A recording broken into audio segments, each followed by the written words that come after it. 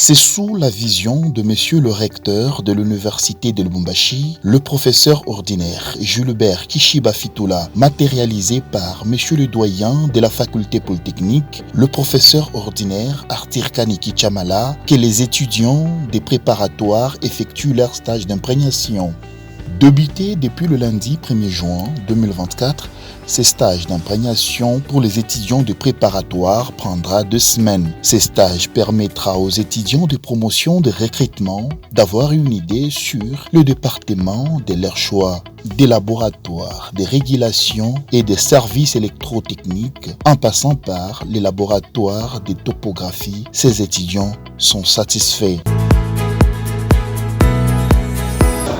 Nous étions dans les laboratoires de métallurgie.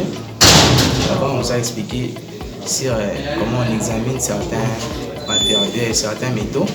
Si par exemple sur un métal il y a une fissure quelconque, on va examiner, on va découvrir la panne. Pour Christian Kanyeba, encadreur des stages, ces moments constituent une opportunité de lier la théorie à la pratique.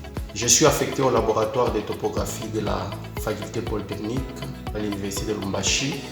Et ce laboratoire, c'est un grand laboratoire qui est affecté au département de mines et grands travaux, dont nous avons le travail de recevoir les étudiants ainsi que les encadrer, c'est-à-dire que concilier la théorie à la pratique. Ce qu'ils voient sur le plan théorique dans l'auditoire, nous leur apprenons comment est-ce qu'ils peuvent surprendre dans le cadre pratique. Le professeur ordinaire Arthur Kaniki Chamala, doyen de la faculté, explique l'objectif de ces stages d'imprégnation. À la faculté polytechnique de l'université de Lubumbashi, nous avons inséré dans le cursus des candidats ingénieurs un stage dit d'imprégnation.